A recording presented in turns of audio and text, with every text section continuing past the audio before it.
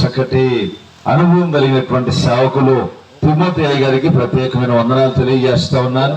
మమ్మల్ని ఇక్కడికి పరిచయం చేసినటువంటి ఈ ప్రాంత మరి లంకపల్లి, అలాగే ఆనందపురం, అలాగే ఈ ఉంగుటూరు, ఈ ప్రాంతాలకి మరి గురువుగా ఉన్నటువంటి దైవజనులు రెవరెండ్ మోసెస్ అయ్య గారికి, వారి యొక్క కుటుంబానికి మా యొక్క సంఘం తరపున, మా కుటుంబం తరపున ప్రత్యేకమైనటువంటి హృదయపూర్వక వందనాలు తెలియజేస్తా ఉన్నాను. హల్లెలూయా, హల్లెలూయా. ఇంతకు ముందు ఒకసారి ఇప్పుడు ఉపవాస కూడికలకు రావడం జరిగింది. అపోస్తుల కార్యముల గ్రంథం 17వ అధ్యాయము 30వ వచనాన్ని చదువుకుందాం. అపోస్తుల కార్యముల గ్రంథం 17వ అధ్యాయము 30వ వచనాన్ని చదువుకుందాం. ఆ అజ్ఞాన కాలమున దేవుడు చూచి చూడనట్లుగా ఉండెను.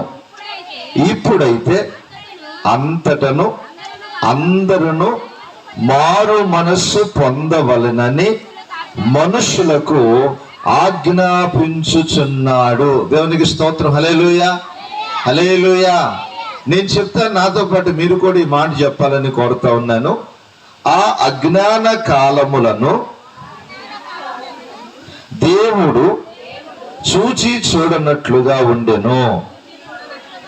ఇప్పుడైతే అంతటను అందరును, ఎవరంటే అంతటను అందరును మారు మనస్సు పొందవలెనని మనుషులకు ఆజ్ఞాపించుచున్నాడు.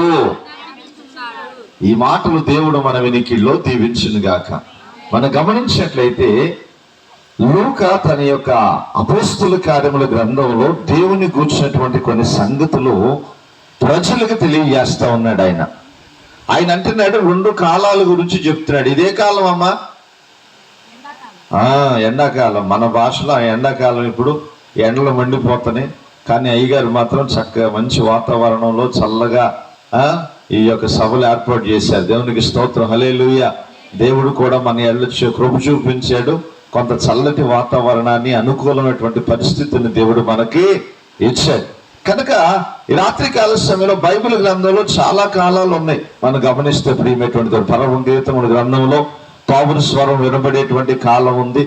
ఆ విధంగా ఆ పువ్వులు పూసేటువంటి కాలం అన్నాడు, వసంత కాలం అన్నాడు. ఈ విధంగా చాలా కాలాలు ఉన్నాయి. కానీ ఈ రాత్రి దేవుని యొక్క వాక్యంలో అపోస్తుల కార్యముల గ్రంథంలో 2 విషయాలు చెప్తున్నాడు, 2 కాలాల గురించి. ఒకటి ఏంటంటే అజ్ఞాన కాలం అంట, జ్ఞానం బాగా ఎక్కువైపోయినటువంటి కాలం అంట. దేవునికి స్తోత్రం చెప్పండి. ఆ అజ్ఞాన కాలంలోనంట దేవుడు ఏం చేశాడంట,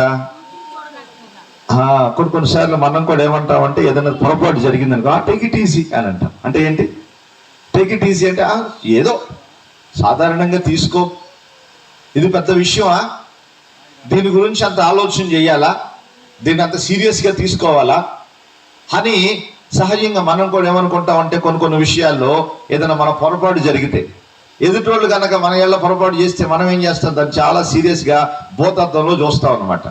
కానీ అదే మనమే చేస్తే మనం అంటే అజ్ఞాన కాలం అనగా ఆ రోజు ఈ పరిశుద్ధ గ్రంథం వాళ్ళ దగ్గర లేదు. వాక్యాన్ని చెప్పేటువంటి వాడు, ఇదిగో ఇది మంచి, ఇది చెడు అని వాళ్ళకి విడమర్చి దాన్ని వివరించి ఇదిగో విభాగించి చెప్పేవాళ్ళు ఆ రోజుల్లో లేరు. అంతేకాదు ప్రియమైనటువంటి దేవుని బిడ్డారా, బహుశా ప్రవక్తలు కూడా లేనటువంటి కాలం అది. ఇదిగో ఇంత టెక్నాలజీ కూడా ప్రజలకు తెలియదు, నాగరికత తెలియదు. అటువంటి పరిస్థితుల్లో మనుషులు దేవుని యొక్క మాట వినేటువంటి స్థితిలో లేనప్పుడు ఆ అజ్ఞాన కాలంలో దేవుడు కొంతమందితోనే మాట్లాడాడు. మనం గమనిస్తే ఆది కాలములో నోవహు అనేటువంటి ఆయనతో దేవుడు మాట్లాడాడు. ఎంతో మంది ప్రజలు ఉన్నారు ఆ రోజు, లక్షల కొలది ప్రజలు ఉన్నప్పటికీ వారందరిలోకి దేవుడు మాట్లాడడానికి సరిపోయినటువంటి ఒకే ఒక వ్యక్తి ఎవరయ్యంటే నోవహు. దేవుని స్తోత్రం చెప్పండి. ఏ నోవహుతోనే దేవుడు ఎందుకు మాట్లాడాడు? దేవుడు మిగిలిన వాళ్ళతో మాట్లాడొచ్చు కదా అని అంటే, నోవహు ఒక్కడే దేవుని యొక్క మాట వినడానికి వినేటువంటి అర్హతను, యోగ్యతను, ఆ జ్ఞానాన్ని కలిగి ఉన్నాడు. దేవునికి స్తోత్రం చెప్పండి. హల్లెలూయా, హల్లెలూయా. మనం గమనించినట్లయితే ప్రియమైనటువంటి దేవుని బిడ్డలారా, ఏ తమిళోళ్ళు వచ్చి ఇక్కడికి వచ్చి మాట్లాడారు అనుకోండి, ఏం చేస్తాం మనం? నోరు తెరిచి చూస్తాం. ఎందుకని? మనకు అర్థం కాదు కాబట్టి. నేను తెలుగుని మాట్లాడుతున్నాను కాబట్టి నా తెలుగు మీకు అర్థం అవుతుంది కాబట్టి ఆసక్తిగా మీరు వినగలుగుతా ఉన్నారు. అలాగే ఆ నోవహు దినాల్లో మనం గమనించినట్లయితే నోవహుతో దేవుడు మాట్లాడడానికి గల కారణం ఏంటయ్యి అంటే, నోవహుకి దేవుడు చెప్పింది ఏంటో ఆయన ఏం చేయగలిగాడు? అర్థం చేసుకోగలిగాడు. దేవునికి స్తోత్రం చెప్తాం. హల్లెలూయా. ఇదిగో ఒక మనిషి అర్థం చేసుకొని, దేవుడు నాకు చెప్పాడయ్యా, ఇదిగో జలప్రళయం వస్తుంది, ఇదిగో ఈ యొక్క దేశం, ఈ ప్రాంతం అంతా కూడా జలప్రళయంలో ఏమైపోద్ది? మునిగి నశించిపోతారంట. ఇదిగో దేవుడు నాకు ఒక ఓడ తయారు చేయమని ఆజ్ఞించాడు. ఆ ఓడను తయారు చేసేది మీకోసమే. మీరందరూ కూడా దీనిలోకి వస్తే మనందరం కూడా హ్యాపీగా ఆ జలప్రళయం నుండి ఏం చేయొచ్చు? తప్పించబడవచ్చు. దేవునికి స్తోత్రం. హల్లెలూయా, హల్లెలూయా, హల్లెలూయా. ప్రియమైనటువంటి దేవుని బిడ్డలారా, ఆ అజ్ఞాన కాలంలో దేవుడు నోవహుతో మాట్లాడాడు. నోవహు ద్వారా ప్రజలతో మాట్లాడాడు. ఇదిగో ప్రజలతో మాట్లాడినప్పుడు ఆ ప్రజలు నోవహుకు దేవుడు చెప్పినటువంటి మాటను వాళ్ళు ఏం చేయాల? గ్రహించలేదంట. వాళ్ళు గ్రహించలా. ప్రియమైనటువంటి దేవుని బిడ్డలారా, మనం గమనించినట్లయితే ఆ నోవహు వాళ్ళతో చెబుతూ వాళ్ళ కళ్ళ ముందే ఏమంటే పెద్ద పెద్ద మురానులు నరుకొచ్చి వాటిని ఏం చేయటం మొదలు పెట్టాడు? ఆయన ఓడగా తయారు చేయటం మొదలు పెట్టాడు. ప్రాక్టికల్ గా ఆయన చేస్తూ, ఎందుకు చేస్తున్నావు నువ్వు ఇది అని అడిగితే అప్పుడు అన్నాడు, ఇదిగో దేవుడు నాకు కనబడ్డాడయ్యా, ఈ ప్రపంచం అంతా కూడా జలప్రళయంలో నశించిపోతారంట, దాని నుంచి కాపాడబడాలి, రక్షింపబడాలి అని అంటే ఇదిగో మనందరం కూడా ఏం చేయాలి? ఈ ఓడను తయారు చేసుకొని దీనిలోకి వెళ్ళాలంట. అప్పుడే మనం సురక్షితంగా ఉంటామంటే వాళ్ళు అన్నారంట, మేము ఇప్పుడు కూడా వర్షాన్ని అంత ఇదిగా మేము చూడలా.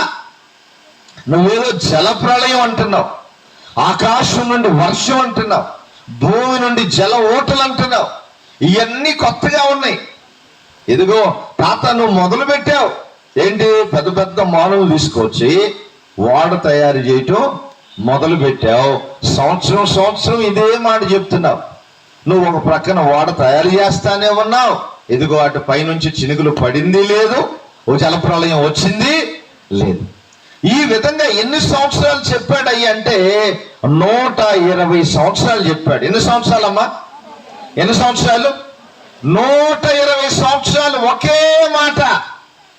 ప్రియమైనటువంటి దేవుని బిడ్డలారా, కానీ వాళ్ళు అర్థం చేసుకోవాలి, ఈ 120 సంవత్సరాల్లో ప్రియమైనటువంటి దేవుని బిడ్డలారా, దేవుడు చెప్పినట్టుగా నోవహు ఓడ కట్టడం పూర్తి చేశాడు.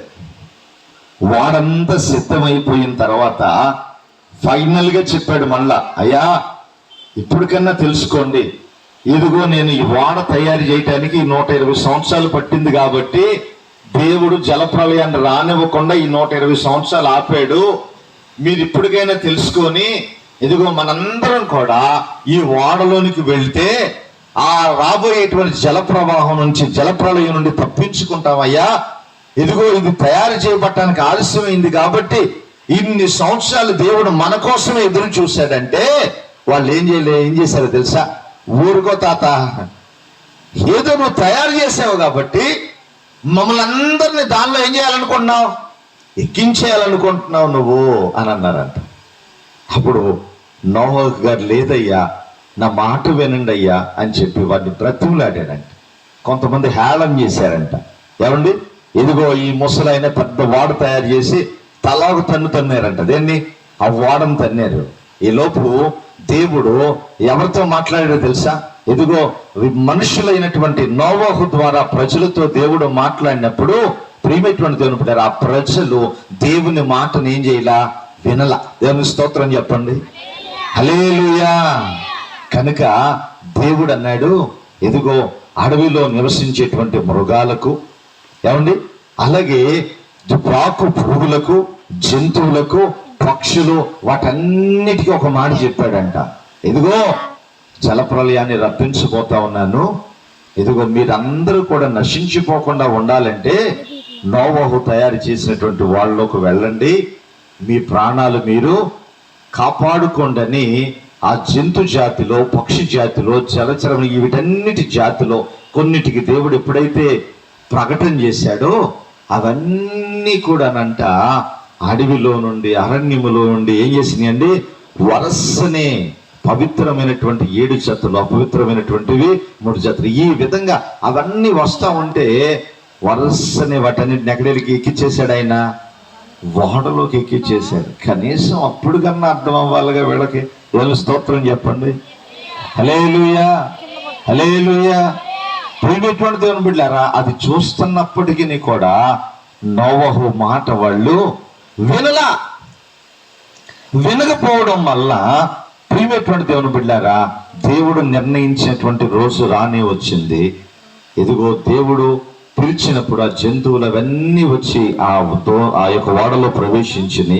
ఆ తర్వాత నోవహుతో అన్నాడు, నోవహు ఇక చేసిన సువార్త చాలయ్యా, ఇక చెప్పిన మాటలు చాలు, ఇక వీళ్ళు వినరంతే. ఎందుకనంటే వాళ్ళు అజ్ఞానులు, జ్ఞానాన్ని వాళ్ళు కోరుకునే వాళ్ళు కాదు.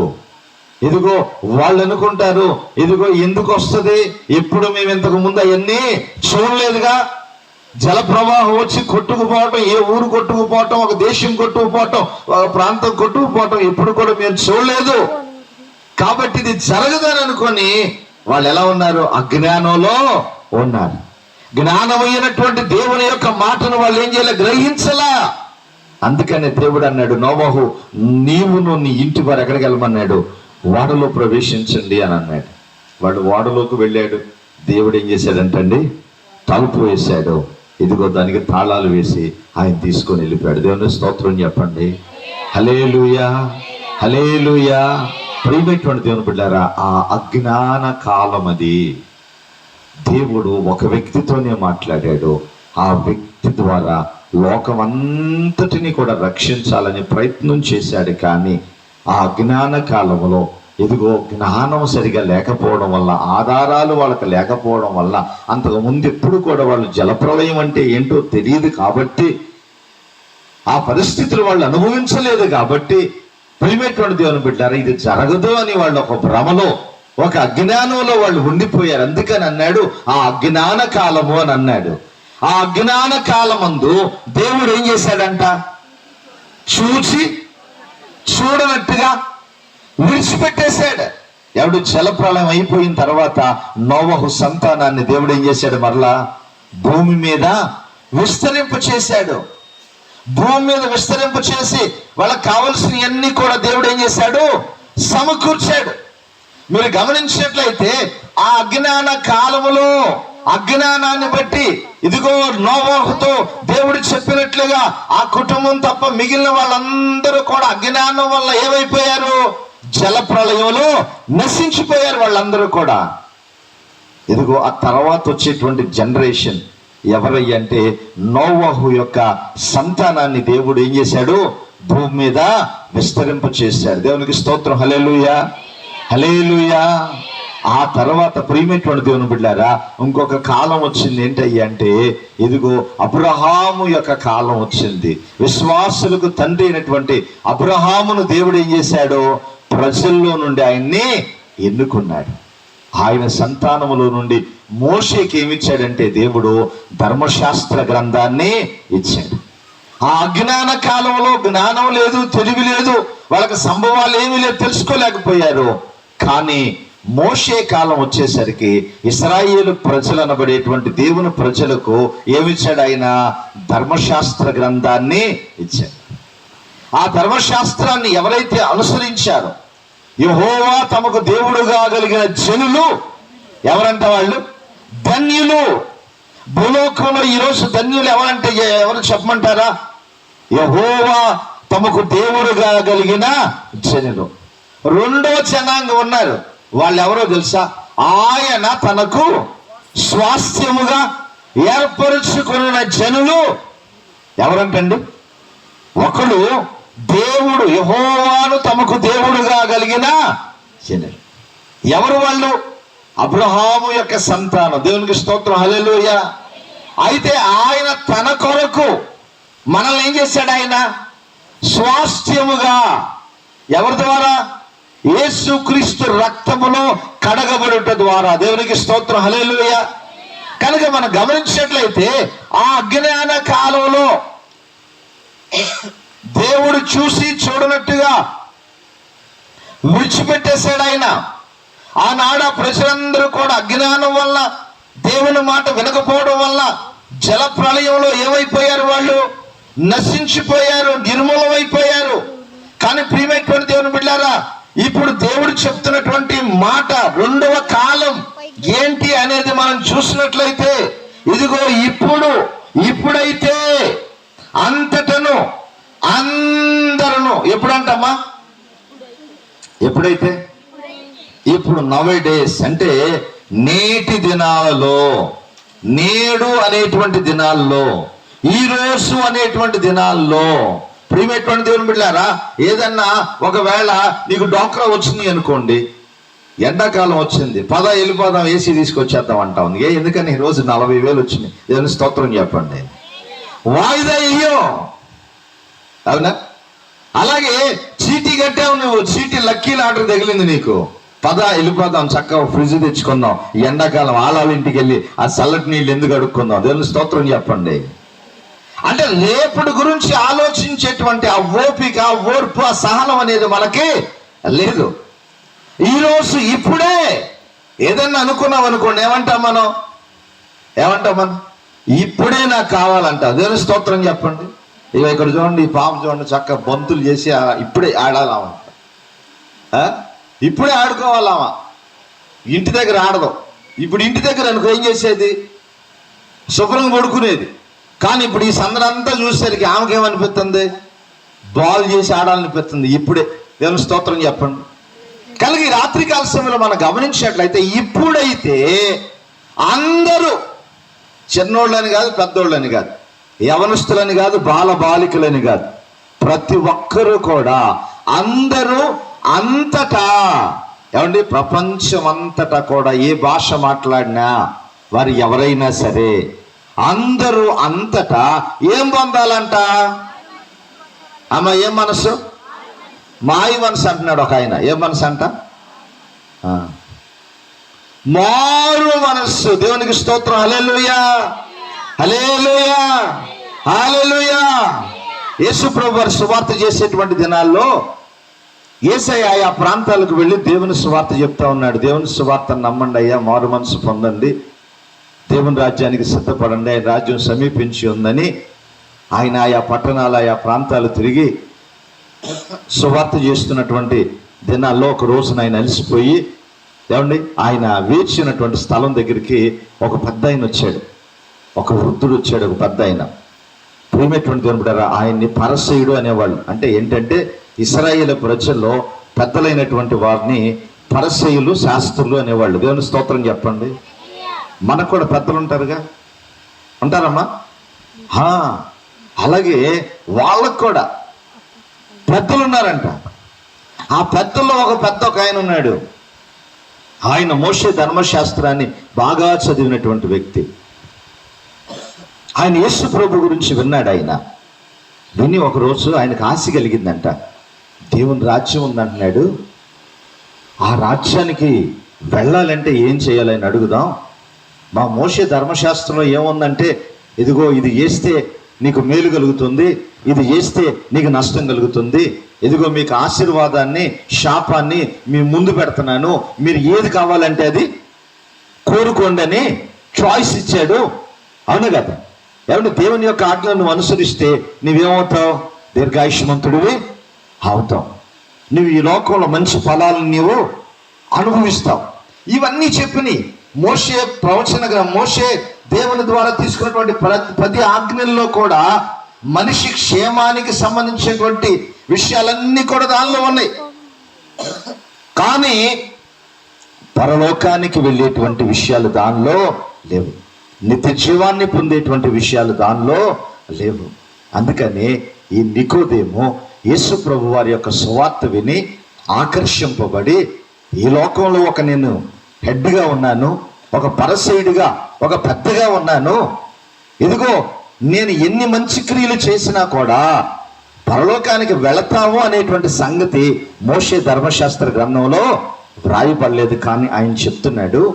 కాబట్టి ఆయన దగ్గరికి వెళ్ళి కనుక్కుందామని ఒక రాత్రి అంట యేసు ప్రభు వారి దగ్గరికి రహస్యంగా వెళ్ళి ఆయన అడుగుతూ ఉన్నాడు, అయ్యా నిత్య జీవం ఉన్నదంటున్నావు, దేవుని రాజ్యం ఉందంటున్నావు, కాబట్టి నాలాంటి వ్యక్తి ఎలా వెళ్ళగలడు? నేను ఒక పెద్దగా ఉన్నాను, నాకు అన్నీ తెలుసు అనుకొని నాకు తెలిసిన విషయాలు ఏం చేస్తాను, నేను అందరికీ చెప్తున్నాను. కానీ నువ్వు చెప్పిన తర్వాత దేవుని రాజ్యం ఉంది, ఆ రాజ్యానికి వెళ్ళాలి అంటే దానికి తగిన ఏం కావాలి? సిద్ధపాటు కావాలి. చంద్రమండలం వెళ్ళాలంటే ఏం చేయాలి మనం? ఇప్పుడు ఎండాకాలం చక్కగా గాలి ఆటల, కొంతమంది ఏంటంటే జల్లిళ్ళాటి చెట్లు కుట్టించుకుంటూ ఉంటారు అనమాట. చంద్రమండలం వెళ్ళాలంటే మనకులాగా ఈ జల్లిళ్ళాటి చెట్లు ఇక్కడ వేసుకునే ఏమీ కూడా పనికిరావు. ఆ చంద్రమండలం వెళ్ళాలంటే దానికి సంబంధించినటువంటి వస్త్రాలు ఉంటాయి. ఏమండి, ఆ వస్త్రాలు వాళ్ళు ధరించుకుంటేనే ఆ చంద్రమండలంలోకి వెళ్ళి అక్కడ వాళ్ళు ఏం చేయగలరు? సంచరించి మరలా క్షేమంగా కిందకి రాగలరు. దేవునికి స్తోత్రం. హల్లెలూయా, హల్లెలూయా. అలాగే ప్రియమైనటువంటి దేవుని బిడ్డలారా, ఈ రాత్రికాల సమయంలో మనం గమనించినట్లయితే ఇక్కడ కూడా మనం చూస్తే దేవుని యొక్క వాక్యంలో దేవుడు చెప్తున్నటువంటి ఒక చక్కటి మాట, మనం దేవుని రాజ్యానికి వెళ్ళాలంటే ఏం చెయ్యాలి? పెద్దవాడినా నేను పెద్దనే కానీ ఆ రాజ్యానికి వచ్చినటువంటి సంగతి ఆయనకు కూడా తెలియదు. అందుకనే యేసు ప్రభు వారి దగ్గరికి వచ్చి రహస్యంగా అడుగుతున్నాడు. యోహాను సువార్తలో మీరు వెళితే అక్కడ మాటలు రాయబడి ఉంటాయి. ప్రియమైన నిత్య జీవానికి ఏమంటున్నాడంటే మనం చూసినట్లయితే యోహాను సువార్త 4వ అధ్యాయము 3వ అధ్యాయము 1 నుంచి కొన్ని వచ్చినారు. యూదుల అధికారి అయిన నికోదేమును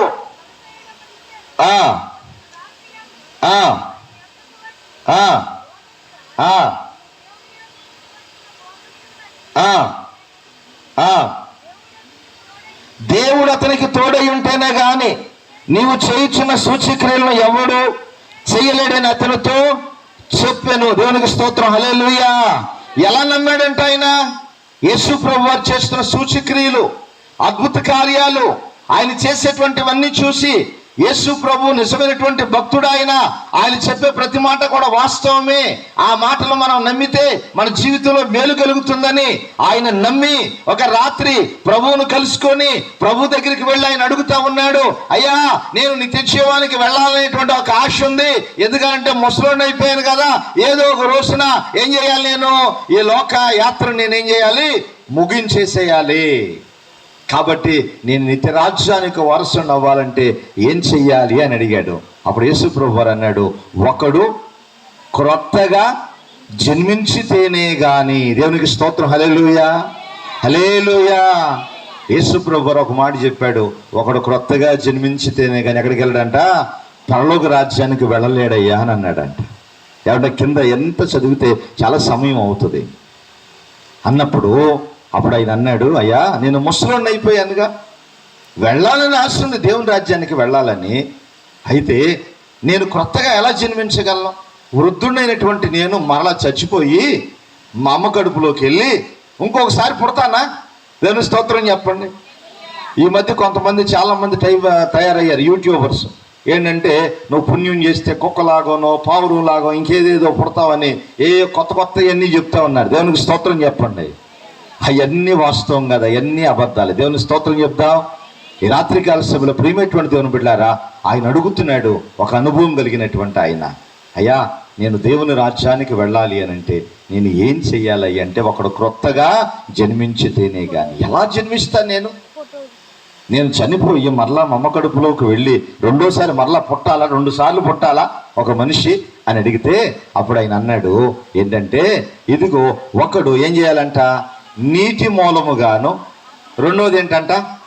ఆత్మ మూలముగాను జన్మించితేనే గాని దేవుని రాజ్యములు ఏం చేయాలంట? ప్రవేశింపలేడని నేను నీతో చెప్పుచున్నాను. దేవునికి స్తోత్రం. హల్లెలూయా. ఈ రాత్రికాల సమయంలో అపోస్తుల కార్యము 17వ అధ్యాయం 30వ వచనంలో అక్కడ ఒక మాట కూడా ఉంది, రెండో మాట. ఏమని? ఇప్పుడైతే అందరూ అంతటను అమ్మ ఏం పొందాలంట? ప్రియమైనటువంటి దేవుని బిడ్డారా, ఏంటి దానికి దీనికి ఉన్నటువంటి ఒక రిలేషన్షిప్ ఏంటి? మనం ఆలోచన చేస్తే అక్కడ యేసు ప్రభు వారు ఇదిగో మనం గమనించినట్లయితే లోకా భక్తుడు ద్వారా కొన్ని సంగతుల్ని ఇదిగో అక్కడ రాయించాడు. అపోస్తుల కార్యముల గ్రంథంలో ఏమంటున్నాడో తెలుసా ఆయన? ఇప్పుడైతే అందరూ అంతటా మారు మనసు పొందాలి అని అంటున్నాడు. ఆనాడ నికోదేము గారు అంటున్నాడు, అయ్యా నేను యూదులకు పెద్దని, యూదులందరిలో ఒక పెద్ద మనిషిగా ఉండి దేవుని యొక్క ధర్మశాస్త్రాన్ని, మోషే ద్వారా దేవుడిచ్చిన ధర్మశాస్త్రాన్ని క్షుణ్ణంగా చదివి ప్రజలకు ఏం చేస్తున్నాడంట? ఆయన బోధిస్తా ఉన్నాడు. కానీ దేవుని రాజ్యానికి ఎలా వెళ్ళాలో కూడా ఆయనకి తెలియనటువంటి పరిస్థితి. ప్రియమైనటువంటి దేవుని బిడ్డారా, అందుకనే పరసంబంధమైనటువంటి జ్ఞానం లేనటువంటి కాలం ఆ కాలం. పరలోకాన్ని గూర్చినటువంటి జ్ఞానం లేనటువంటి ఆ కాలం. అందుకని దాన్ని కూడా ఏమన్నాడంటే ఆ అజ్ఞాన కాలం. కానీ ఈరోజు జ్ఞానం ఎక్కువైపోయిందండి. దేవునికి స్తోత్రం చెప్పండి. ఎందుకనంటే సంవత్సరం లోపు పిల్లలకి మీరు సెల్ ఫోన్ ఇవ్వండి, వాళ్ళే యూట్యూబ్ ఆన్ చేస్తారు, వాళ్ళే వాళ్ళ కావాల్సిన కార్టూన్స్ నువ్వు చెప్పవసరలా. ఏమండి ఈరోజు పిల్లలు ఇదివరకు ఏంటంటే బండి మీదో సైకిల్ మీదో పిల్లనట్టు ఒక రౌండ్ వేస్తే ఒక ముద్దు పెట్టుకున్నట్టు భోజనం చేసేవాళ్ళు. ఇప్పుడు ఇంత పిల్లకైనా సరే అసలు పిల్లకి మాటలు రాకపోయినా పర్లేదు, కానీ ఆ సెల్ ఫోన్ ఇస్తే చాలు ఈ పొట్ట మీద పెట్టుకొని ఇట్టా నొక్కుతూ ఉంటుంది, ఏదో శబ్దం వస్తూ ఉంటే మీరు పెడతా ఉంటే తింటా ఉంటారు. ఏసు రక్తమే. దేవుని స్తోత్రం. హల్లెలూయా, హల్లెలూయా. అంటే ఈ రోజుల్లో జ్ఞానం ఏమైపోయింది అంటే ఎక్కువైపోయింది. జ్ఞానమైనటువంటి దేవుడు ప్రతి ఒక్కరిలో కూడా ఈరోజు ఏమిచ్చాడు తెలుసా? మన చేతులు ఏమన్నాయమ్మా? పరిశుద్ధ గ్రంథాన్ని దేవుడు మన చేతులకి ఇచ్చాడు. చేతుల నుంచి ఇప్పుడు మించిపోయి ఎక్కడికి వచ్చేసింది? అయ్యగారు నా దగ్గర బైబిల్ లేదనుకుంటున్నారా ఏంటి అయ్యగారు? చెప్పండి మీరు అని అంటున్నాడు ఒక ఆయన పట్టుకొని. ఏ వాక్యం కావాలి మీకు చెప్పండి అంటున్నాడు. ఇదేంట్రా బాబు, అసలు బైబిల్ లేదు అతని దగ్గర, ఎట్లా చెప్తాడు అనుకుంటే ఈ జోబులో నుంచి తీసాడు. ఎక్కడ చెప్పండి అయ్యగారు, ఎంత రిఫరెన్స్ చెప్పండి అని అంటున్నాడు. దేవుని స్తోత్రం చెప్పండి. ప్రియమైనటువంటి దేవుని బిడ్డారు, అందుకని అంటున్నాడు ఆ అజ్ఞాన కాలంలో రాజ్యాన్ని గురించి తెలియనప్పుడు నికోదేము అనేటువంటి ఒక పెద్ద మనిషి వచ్చి ప్రభువుని అడుగుతా ఉన్నాడు, అయ్యా దేవుని రాజ్యానికి నేను వెళ్ళాలంటే ఏం చేయాలంటే ఆయన అన్నాడు, ఒకడు క్రొత్తగా జన్మించితేనే, కొత్త జన్మ అనుభవం అనగా ఎలా వస్తుంది అని అంటే ఒకటి నీటి బాప్తీసం అన్నాడు అక్కడ. దేవుని స్తోత్రం చెప్పండి. హల్లెలూయా. నీటి బాప్తీసం దేని నిమిత్తం? పాప క్షమాపణ నిమిత్తం. మారు మనసు పొంది ఏం చేయాలంటే మీరు నీటి బాప్తీసాన్ని తీసుకోవాలి. అపోస్తుల కార్యం 2వ అధ్యాయంలో మనం చూస్తే ఎవరు చెప్తారంటే ఆ మాట? పేతురు భక్తుడు ఆ మాట చెప్తాడు. దేవునికి స్తోత్రం. హల్లెలూయా, హల్లెలూయా. వెళ్దామా ఒకసారి? అపోస్తుల కార్యముల గ్రంథం 2వ అధ్యాయం 37వ వచనం చదువుకుందాం. 38. పేతురు మీరు మారు మనసు పొంది పాప క్షమాపణ నిమిత్తం ప్రతివాడు యేసుక్రీస్తు నామమున బాప్తిస్మము పొందుడు. ఏమనాలంటమ్మా? అమ్మా పేరు పెట్టుకుంటే సరిపోదు. మన ఊర్లో చాలామంది అబ్రాము, ఇస్సాకు, యాకోబు, స్టీఫెను, ఇస్సాకు, అబ్బు చాలా ఉంటాయి పేర్లు. దేవుని స్తోత్రం చెప్పండి. పేరు పరలోకానికి తీసుకొని వెళ్ళదని చెప్తున్నాడు. అందరూ అంతటా ఏం చేయమంటున్నాడు? మారు మనసు పొందాలి. ఒక ఆయన అంటున్నాడు, మా ఆవిడ ఎప్పుడో బాప్తీసం తీసుకుంది అయ్యా, ఫస్ట్ సంఘ విశ్వాసం మా ఆవిడే, అసలు ఆమె గారు వెళ్తుంది కానీ ఈయన మాత్రం వెళ్ళడంట. డబ్బులు మాత్రం ఎత్తాడంట. అన్నయ్య నువ్వు డబ్బులు ఇచ్చినంత మాత్రాన ఆ సహోదరితో పరలోకానికి మాత్రం వెళ్ళవు. దేవుని స్తోత్రం చెప్పండి. నీ డబ్బులు నిన్ను పరలోకానికి తీసుకొని వెళ్ళవు. దేవుని యొక్క ఆజ్ఞ ఈ రాత్రి ఏంటో తెలుసా? ఆ అజ్ఞాన కాలంలో దేవుడు ఏం చేశాడంట? చూసి చూడనట్టుగా విడిచిపెట్టేశాడు. ఈ రోజు ప్రియమైనటువంటి దేవుని బిడ్డలారా, ఈ సువార్త ఇంకా కొన్ని సంవత్సరాల్లో ముగియబోతా ఉంది. ఇదిగో ఇదిగో ఆ నార్త్ సైడ్ ప్రియమైనటువంటి దేవుని బిడ్డలారా, ఇప్పటికి దేవుని యొక్క సువార్త ద్వారాలు మూసివేయబడి అనేక చోట్ల బైబిల్ని ఏం చేస్తారు తెలుసా? తగలబెట్టేస్తా ఉన్నారు. ఈ విధంగా దేవుని ఆరాధించే అవకాశం లేదు ప్రియమైనటువంటి దేవుని బిడ్డలారా. ఎక్కడో తెలుసా? భారతదేశంలోనే. ఏమి లేదు. రేపు ఆగస్టు 15 రాగానే ఇదిగో మనందరం పిల్లలకి ఏం చేస్తాం మనం, అబ్బో మా పిల్లోడికి మాకు స్వాతంత్రం వచ్చేసింది, మా పిల్లోడు కూడా స్వాతంత్రం వచ్చేసిందని వైట్ అండ్ వైట్ బట్టలు వేసి చక్కగా బ్యాడ్జ్ 3 రంగులు బ్యాడ్జ్ ఒకటి తగిలిచ్చి వాడికి బూట్లు వేసి టిక్ టాక్ అని ఏం చేస్తాం మనం, ఈ రోజు మాకు అసెంబ్లీ ఉందమ్మా అని చెప్పి వాడిని కూడా పంపిస్తాడు అక్కడికి స్కూల్కి. వాడు ఏమంటాడు తెలుసా, ఇదిగో ఈ ప్రతిజ్ఞ చేస్తాడు, ఇదిగో భారతదేశము నా జన్మభూమి, భారతీయులందరూ నా అరే ఏం కులం రానిది, ఈయన మావోడు కాదు, అయితే ముందు తరగరా నువ్వు, ఇగో మావోడు ఇక్కడ ఉన్నాడు, ఏసు రక్తమే. అటువంటి సిచ్యువేషన్ ఇప్పుడు నార్త్లో జరుగుతుంది. దేవుని స్తోత్రం చెప్పండి. కొన్ని కులాల వాళ్ళకి మీరు ఇక్కడ చదువుకునే అర్హత లేదు, మీరు బయటికి వెళ్ళిపోండి అని బయటికి తోసేస్తారు. ఎవరో తెలుసా, టీచర్స్ ప్రియమైనటువంటి దేవుని బిడ్డ, అది తప్పు అనేటువంటి నాయకుడు లేడు ఆ ప్రాంతంలో. కనుక ఆలోచన చేద్దాం. ఈ రాత్రికాల సమయంలో దేవుని యొక్క సువార్త నీకు వినిపించబడతా ఉంది. దేవుడు ఈ కాలం నీకు ఎందుకు ఇచ్చాడో తెలుసా, ఇప్పటికైనా నువ్వు మారు మనసు పొంది సువార్తను ఏం చేయాలి, నమ్మాలి.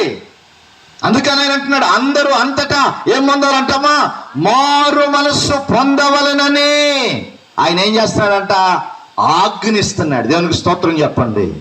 ఏంటిదంటమ్మా, రిక్వెస్ట్ కాదు, ఇది ఆజ్ఞ. ఎందుకనంటే ఈ లోకం దీని యొక్క నటన, దీని పరిస్థితులన్నీ కూడా ముగిసిపోవడానికి చాలా దగ్గరలోనే ఉంది, ఎంతో దూరంలో లేదు. దేవుని స్తోత్రం చెప్పండి.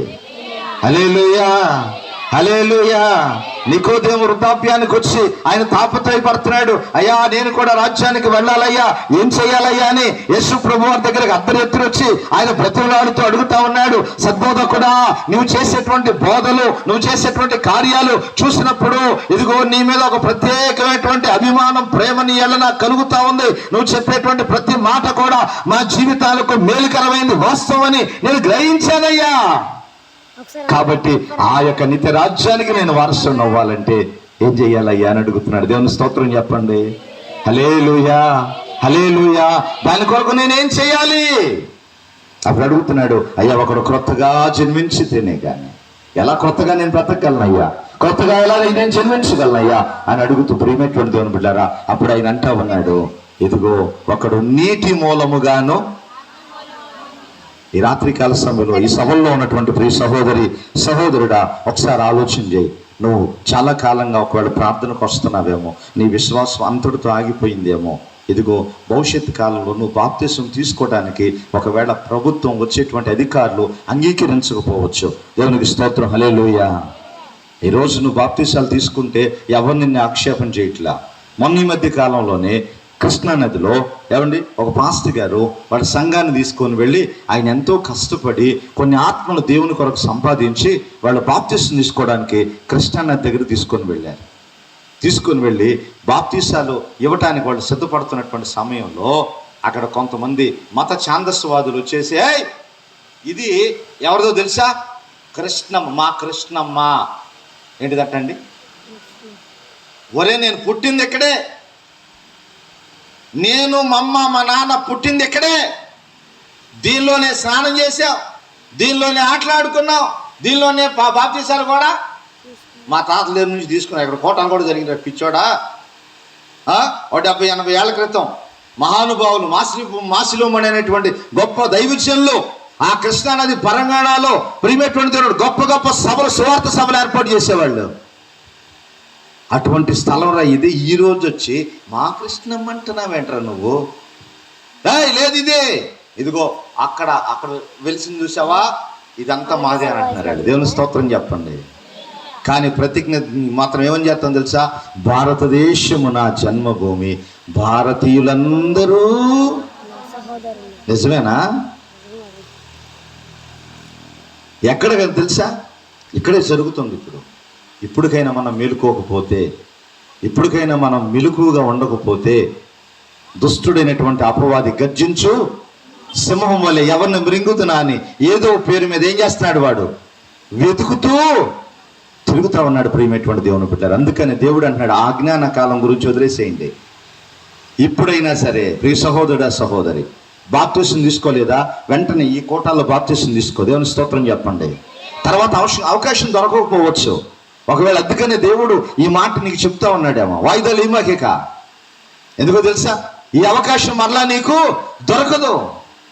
ఒక పరిసయ్యుడు పెద్ద ఆయన, ఏమండి, ఆయన అంటున్నాడు, అయ్యా నువ్వు చేసేటువంటి బోధలు, నువ్వు చెప్పేటువంటి మాటలు, నువ్వు చేసే కార్యాలు సామాన్యమైనవి కాదు.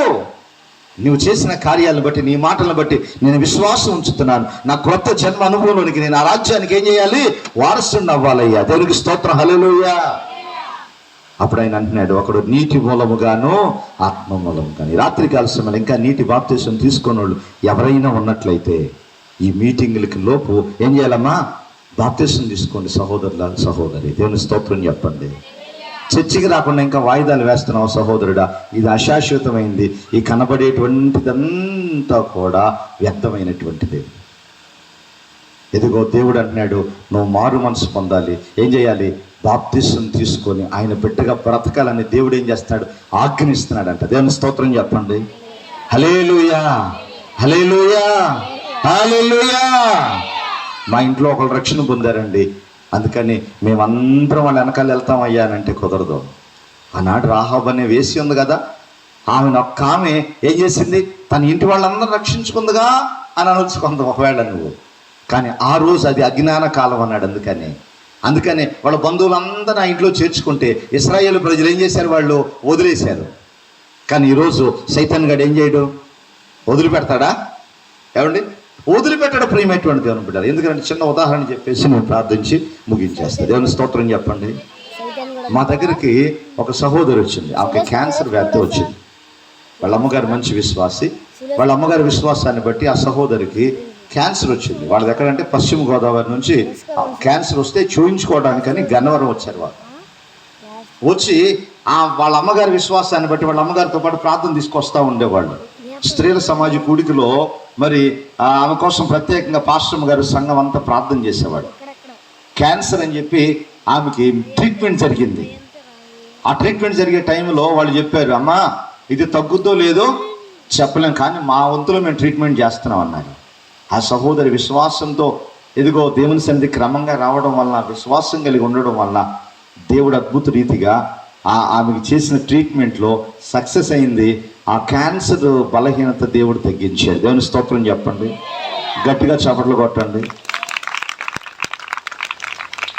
క్యాన్సర్ తగ్గింది. ప్రియమైనటువంటి దేవుడు చక్కగా ప్రార్థనకు వస్తూ ఉంది.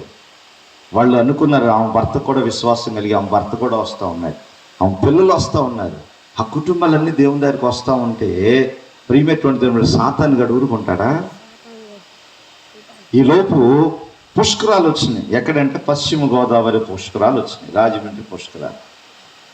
వీళ్ళు ఐదుగురు తోడుకోళ్ళు. వాళ్ళలో ఏమే పెద్ద ఆవిడంటే ఏం బలహీనత వచ్చి వాళ్ళ అమ్మగారింటికి వచ్చి ఇక్కడ దేవుని నమ్ముకొని దేవుని ద్వారా స్వస్థత పొందుకొని ఈమె ఇక్కడే ఉండిపోతుంది. ఇంకా అక్కడికి వెళ్ళొద్దులే, ఆ అన్యుల ఆచారాల్లో మనం వెళ్ళకూడదని చెప్పి ఆమె ఇక్కడే ఉండిపోతా ఉన్నటువంటి సమయంలో సాతాను గాడు వాళ్ళని ప్రేరేపించాడు, వాళ్ళ తోడుకోవడాలని. వాళ్ళు ఫోన్ చేశారు, అక్క మా ఇంటికి పెద్దదాని నువ్వు, ఇక ఆ ఎలవేలుపు తర్వాత ఇక నువ్వే అని చెప్పి ఏమని పాపం పొగిడితే ఏం చేస్తాం మనం అసలు? అమ్మా ఎంత ఉన్న వాళ్ళు కూడా ఎంత అయిపోతారుగా పాపం. అక్క నువ్వే పెద్దదాని, అక్క నువ్వు వచ్చి ఊరిని ఏం చేయమన్నారు అక్కడ, నీకు చక్కగా కుర్చీ వేస్తాం, నువ్వు కూర్చో చక్కగా, నీకు ఏది కావాలంటే అది జాగ్రత్త చూసుకుంటాం, కానీ మేము వెళ్ళి మునిగొస్తాం అన్నారు. ఎక్కడికి అమ్మ? ఎక్కడ? పుష్కరాల్లో, గోదావరి పుష్కరాల్లో. ఆమె ఏమనుకుందంటే ఏముందిలే మనం వెళ్ళి మునగట్లేదుగా, అయ్యగారికి చెప్పకపోయినా పర్లేదు అనుకుంది. భార్య భర్తల కుటుంబం నిర్ణయం తీసుకున్నారు, డిసెంబర్లో బాప్తిసం తీసుకోవాలని. ఈలోపు సెప్టెంబర్లోనూ పుష్కరాలు వచ్చింది. చెప్పబెట్టకుండా వెళ్ళిపోయింది. అక్కడ దాకా వెళ్ళిన లాగుతామా ఏమ్మా? ఇప్పుడు కూల్ డ్రింకు మనకు ఎదురు కనబడుతుంది, అందరూ తాగుతున్నారు, ఏం చేస్తాం మనం? ఊటకలేస్తామా? కొద్దిగా పోయి అని అంటావా అనవా? అవునా? అట్టగా మన సహోదరులు అప్పుడప్పుడు ఆ కళ్ళు తాగే వాళ్ళు అటు వెళ్తున్నారు అనుకోండి, ఏమవుద్ది? ఆ పక్కన నలుగురు తాగేసరికి ఈ పాప అడుగు ఏమవుతాం? పడతాం. ఏదో ఒక విధంగా ఒక లోట అన్నా ఏం చేద్దాం? అంతకుముందు 10 లోటాలు తాగేవాడు, ఒక లోట అన్నా రుషాన చూద్దాం అనిపిస్తుంది కదా. సైతాన్ గడు ఊరినే ఉండేవాడు. మళ్ళీ దేవుని స్తోత్రం చెప్పండి. వెళ్ళింది చెప్పాక ఏమకి నీకు ఒక సింహాసనం వేస్తామాక దాని మీద కూర్చోబెడతాను అక్కడి నుంచి కదలమాక అనలా అన్నారంట వచ్చేటప్పుడు. వెళ్ళిన తర్వాత ఏమకి ఇన్స్పిరేషన్ అనిపించింది. ఏమనిపించింది? వాళ్ళ పిల్లలు వాళ్ళందరూ కూడా ఇట్ట వెళ్ళి ఏముంది ఇట్ట మునిగి రావటమేగా. ఏంటిదంట? మునిగి రావటమేగా. అక్కడ మనం దండం పెడుతున్నావా, కొబ్బరికాయ కొడుతున్నావా, ఏం చేస్తున్నావు? వాళ్ళందరూ వాళ్ళు అనుకున్నా ఏం చేసేస్తున్నారు, మనం మునిగి రావటమే కదా అనుకుని ఏం కూడా వెళ్ళింది వాళ్ళతో పాటు. ఏం కూడా వెళ్ళి మునిగింది, మునిగి వచ్చేసింది, ఇంట్లో డాములు పడింది రావటమే. మేము అనుకున్నాం 2 వారాల నుంచి ప్రార్థనకు రావట్లేదు ఏంటి పాపం అని వాళ్ళ అమ్మగారికి ఫోన్ చేసాం. ఫోన్ చేస్తే వాళ్ళ అమ్మగారు చెప్పింది, అయ్యా అమ్మాయికి బాగాట్లేదు అయ్యా అని విషయం చెప్పాల. ఏదైనా ఉంటే డైరెక్ట్గా నేను ఏం చేస్తా అంటే హెచ్చరిక చేస్తా, రాజీ పడిన దేవుని విషయంలో పోనలే అని అనుకోను నేను. అర్థమైందా? రాజీ పడి సేవ చేయకూడదు, అర్థమైందా? అందుకని అనేసరికి సరే అని చెప్పి గుడిలోకి తీసుకురామన్నాం. గుడిలోకి బుధవార క్రమానికి తీసుకొస్తే ప్రార్థన అయిపోయినాక ఇక ఉంటుంది ఆమెను కాదుగా, ఆమె వెనకాల ఇంకోటి తెచ్చుకుందిగా. అదే అంటుంది, ఏంటి నన్ను ఇక్కడ తీసుకొచ్చారంటే ఇక్కడంతా ఏదేదో ఉంది, ఇదంతా అగ్గిని అసలు, ఇదంతా ఈ మంటలో పడేసారండి, నన్ను తీసుకొచ్చి ఇక్కడ తీసుకెళ్ళిపోయి వెళ్ళిపోతాను, నేను ఇక్కడ ఉన్నాను అది ఇదని అంటున్నాను. ఆ పక్కనే వాళ్ళు పట్టుకుంటున్నారు. ఆ రోజు నేను ఏదో కొద్దిగా అక్కడ మీటింగ్కి వెళ్ళి వచ్చి కొద్దిగా నీరసం ఉండి పైన ఆ ప్రార్థన చేసుకొని రెస్ట్ తీసుకుంటున్నా. అమ్మగారి ప్రార్థన అయిపోయింది. ఇక అమ్మగారు మాట్లాడుతూ ఉంటే అది చెప్తూ ఉందన్నమాట, నన్ను ఎందుకు తీసుకొచ్చారు అసలు ఇక్కడికి అని అంటుంది. నిన్నెవరు తీసుకొచ్చారు, నువ్వు ఎందుకు వచ్చావు, నువ్వెవరు అని అంటే దాన్ని అడుగు చెప్పు అని అంటుంది. సరే ఈలోపు నేను దిగొచ్చా. నేనన్నా సిగ్గులేందానా నువ్వు ఇక్కడికి వచ్చి నన్ను ఎవరు తీసుకొచ్చారంటే అసలు నీకు ఎందుకు వచ్చావు ఇక్కడికి అసలు? నేనుగా సిగ్గులేను, దీనికే సిగ్గులేదని అంది. దీనికి సిగ్గులేదు, ఇది ప్రభువుని నమ్ముకున్నా అందగా, ప్రభు దాన్ని బాగు చేశాడుగా, అక్కడ ఉండొచ్చుగా మరి నా దగ్గరికి ఎందుకు వచ్చింది, అక్కడ ఎందుకు మునిగింది దానిలో? అది వచ్చి ఇక్కడ మునగటం వల్ల దీన్ని ఏం చేశాను నేను, దీన్ని బట్టా, దీన్ని వదిలిపెట్టను నేను అందంతే. దేవుని స్తోత్రం చెప్పండి. ఏమంది? అందుకని ఒక భక్తున్నాడు, ఎరిగి చెడిపోతే మనసా మరి నీ దిక్కు తెలుసు. ఓకే, వాక్యం ఉంది. ఒకసారి సాతాను గాడు వద్దనుకొని దేవుని దగ్గరికి వచ్చిన తర్వాత మళ్ళీ వాడి దగ్గరికి వెళ్ళకూడదు, ఏం చేయకూడదు, వాడి దగ్గరికి ఒక యజమాని దగ్గర పని నచ్చలా నీకు, వచ్చేసావు, మళ్ళీ ఆయన దగ్గరికి వెళ్ళావు ఏమంటాడు ఆయన? అంతకుముందు 10,000 ఇచ్చాడు నీకు, అప్పుడు ఏమంటాడు తెలుసా? ఆయన దగ్గర మళ్ళీ వెళ్తే 5,000 ఇస్తా, ఎంత పని చెయ్యాలనుకుంటే ఉండు, లేదంటే తట్ట పుట్ట సర్దుకొని వేసి రక్తమే వెళ్ళిపో అని అంటాడు. అంతేనా కదా? సైతాన్ గారు కూడా అంతే. ప్రియమైనటువంటి దేవుడు, జరిగినటువంటి సంఘటన ఏంటయ్యా అంటే ఆమె బాప్తిసం తీసుకోలేదు, బాప్తిసానికి వాయిదా పెట్టింది. ఈలోపు సాతాను యొక్క ప్రలోభానికి లోబడి వెళ్ళి ఆ సాతాన్ని తెచ్చుకొని తన ప్రాణం మీదకి తెచ్చుకొని, ప్రియమైనటువంటి దేవుని బిడ్డారా, బాప్తిసం తీసుకోకుండానే ఆమె చనిపోయింది. ఆ కుటుంబం ప్రియమైనటువంటి దౌర్భాగ్యమైనటువంటి పరిస్థితిలోకి వెళ్ళిపోయింది. ఆలోచన చేద్దాం ఈ రాత్రికాల సమయంలో. ప్రియ సహోదరి సహోదరుడా, ఇదిగో అంత్య దినాల్లో దుష్టుడు ఎవరిని మృంగుదామా అని వాడు ఏం చేస్తున్నాడంట? వెతుకుతూ ఆలోచించి బాప్తిసం తీసుకోవడానికి నిర్లక్ష్యం చేయి. మాకు అర్థమైందా? బాప్తిసం తీసుకోవడానికి నువ్వు నిర్లక్ష్యం చేస్తున్నావు అని అంటే ఆ సాతాను గాడికి ఏం చేస్తున్నావు? నువ్వు చోటిస్తున్నావు. నికోదేముతో దేవుడు అంటున్నాడు, ఒకడు నీటి మూలముగాను, ఏంటది? నీటి మూలముగాను ఆత్మ మూలముగాను అని అంటున్నాడు. నీటి మూలముగా అనగా నీటి బాప్తిసం తీసుకోవాలి. ఆత్మ మూలముగా అనగా దేవుని ఆత్మచేత నువ్వేం చేయాలి? నింపబడాలి. ఎప్పుడు నింపబడతావు? నువ్వు బాప్తిసం తీసుకొని నా దగ్గర నుంచి కూడా విడవకుండా ప్రతి సంఘ క్రమానికి, ప్రార్థనా క్రమాలకి నువ్వేం చేయాలి? క్రమముగా వెళుతూ ఉండాలి. అప్పుడు దేవుడు పరిశుద్ధాత్మ అనేటువంటి ఆ వరాన్ని, అభిషేకాన్ని దేవుడు ఏం చేస్తాడు? నీకు అనుగ్రహిస్తాడు. కానీ మనలో చేసే తప్పు ఏంటంటే బాప్తిసం తీసుకోగానే ఇంకేముంది, దేవుడు నాకు టికెట్ ఇచ్చేసాడు, రిజర్వేషన్ చేశాడండి. ఏమని? ఈ సీట్ నీదే, ఎక్కడ? పరలోకంలోనంట. బాప్తిసం తీసుకోగానే రిజర్వేషన్ చేసేసి అంట ఏమకి ఇచ్చేసాడంట. టికెట్ ఇచ్చాడా? బాప్తిసం తీసుకోగానే టికెట్ ఇచ్చేసాను ఉందా ఎక్కడన్నా? ఆహా, దేవుడు ఉన్న పేరు రాశాడు అంతే. ఎప్పుడు నీ సొంతం అవుతుంది? రెండోది ఏమన్నాడు? నీటి మూలముగా. రెండోది ఏంటి? దేవుని యొక్క ఆత్మ ముద్ర పడాలి నీకు. దేవుని స్తోత్రం చెప్పండి. హల్లెలూయా, హల్లెలూయా. పరిశుద్ధాత్మ దేవుడు నిన్ను ముద్ర వేయాలి. ఎప్పుడో తెలుసా? నువ్వు దేవుని యొక్క ఆత్మ చేత నింపబడ్డానికి క్రమం తప్పకుండా. అందుకని అంటాడు, వారు అపోస్తుల బోధ యందును, సహవాసం యందును, రొట్టె విరుచుట యందును, ప్రార్థన చేయుట యందును ఎడతెగక ఉండాలి. ఈ రోజుల్లో ఫ్యాషన్ ఏంటంటే బాప్తీసం తీసుకోగానే మేము భక్తులు అయిపోయాం అంతే. ఇక మాకు మొత్తం తెలుసండి. ఈ ఆది కాండం మొదటి అధ్యాయం మొదటి వచ్చిన నుంచి ఎప్పుడు దాకంట ప్రకటన గ్రంథంలో చివరి సమాప్తం మొత్తం తెలుసు అనుకుంటాం మనం. కాదు కాదు ప్రియమైనటువంటి దేవుని బిడ్డలారా, దేవుడు వాగ్దానం చేసిన పరిశుద్ధాత్మ కొరకు ఏం చేయాలి? మనం కనిపెట్టుకోవాలి. పరిశుద్ధాత్ముడి చేత నువ్వు నడిపించబడితే దేవుని ఆజ్ఞను నువ్వు అనుసరించినట్లు. అందుకని ఆయన అంటున్నాడు, ఆ అజ్ఞాన కాలమందు దేవుడు చూసి ఉన్నట్టుగా వదిలేశాడు. ఇప్పుడు అందరూ అంతటా అమ్మా ఏం చేయాలంట? అందరూ అంతటా. అందుకని ఈ సెల్ ఫోన్లో మీరు చూడండి, ఎవరికి ఇష్టమైంది వాళ్ళు ఆన్ చేసుకొని ఎటాగు తిప్పుతూ ఉంటారు వాళ్ళు.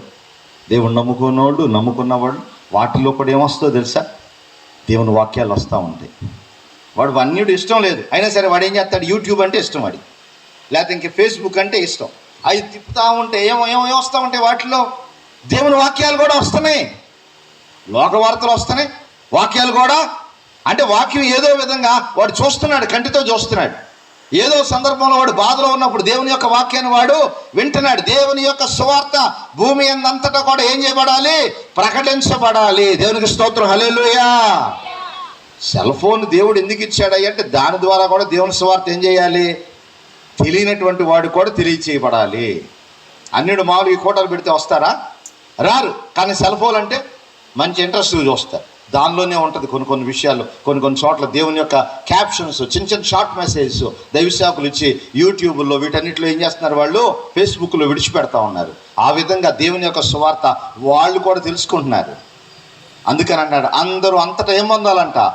మారు మనసు పొందవలనని ఆయన ఆజ్ఞిస్తూ ఉన్నాడు. ప్రియ సహోదరి సహోదరుడా, దేవుని ఆజ్ఞకు లోబడి ఇదిగో నీవు నీ ఇంటి వారందరూ కూడా రక్షణ పొంది బాప్తిసం తీసుకొని దేవుని ఆత్మ చేత నింపబడి ఆయన సన్నిధి క్రమంగా నువ్వు వెళ్ళినట్లయితే నువ్వు నిత్య రాజ్యానికి వారసుడు అవుతావు.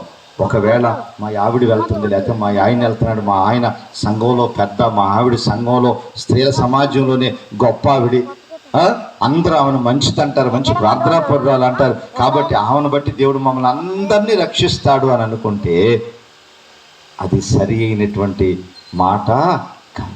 దేవుడు అంటున్నాడు, ఎవరైనా సరే అందరూ అంతటా ఏమన్నాలమ్మా? మారు మనసు పొందేవనడానికి ఒక సూచన ఏంటో తెలుసా? నీటి బాప్తిసాన్ని నీవు తీసుకోవాలి. ఇంకా నీటి బాప్తిసం పొందిన వాళ్ళు ఎవరు ఉన్నట్లయితే ఈ మీటింగ్లో సిద్ధపడి నీటి బాప్తిసం పొందండి.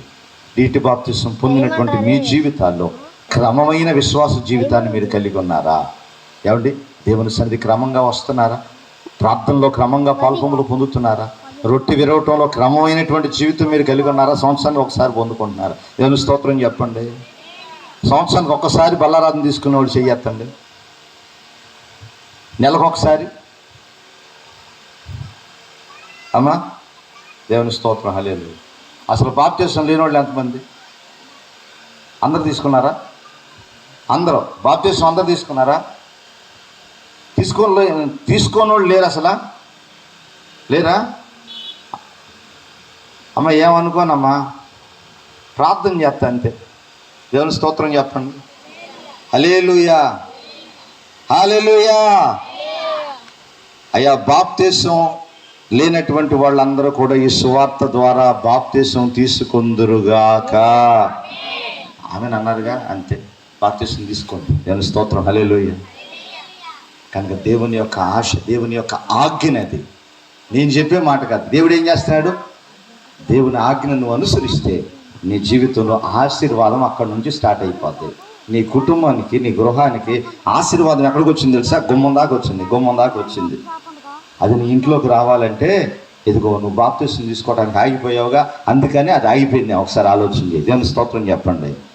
నీ బిడ్డల వివాహ విషయంలో ఎన్నెన్నో ఆలోచనలు కలగంటున్నావు నువ్వు, కానీ ఇదిగో ఏదొచ్చినా ఆటంకాలు వస్తున్నాయి. కారణం ఏంటో తెలుసా? నువ్వు బాప్తీసం తీసుకోకుండా ఉండకపోవటం వల్లే ఇదిగో ఆటంకం అవుతుంది. నువ్వు బాప్తీసం తీసేసుకో, వాళ్ళు పెళ్ళిళ్ళు అయిపోతాయి. దేవుని స్తోత్రం చెప్పండి. అలాగే నీ బిడ్డలు బాప్తీసం తీసుకుంటే వాళ్ళకి పెళ్ళి అవడానికి దేవుడు మార్గం సిద్ధపరుస్తాడేమో, వాళ్ళకి బిడ్డలు కలగటానికి దేవుడు మార్గం సిద్ధపరుస్తాడేమో. ఆ జ్ఞాన కాలాన్ని విడిచిపెట్టమన్నాడు. ఈ జ్ఞానయుక్తమైనటువంటి కాలములో జ్ఞానం అంటే ఏంటో తెలుసా?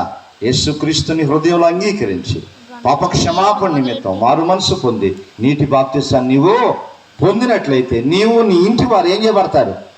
రక్షింపబడతారు. మీకు ధన్యులు, మీకు మేలు కలుగుతుంది. ఈ మాటలు దేవుడు మన వెనుకల్లో దీవించునుగాక. ఆమేన్.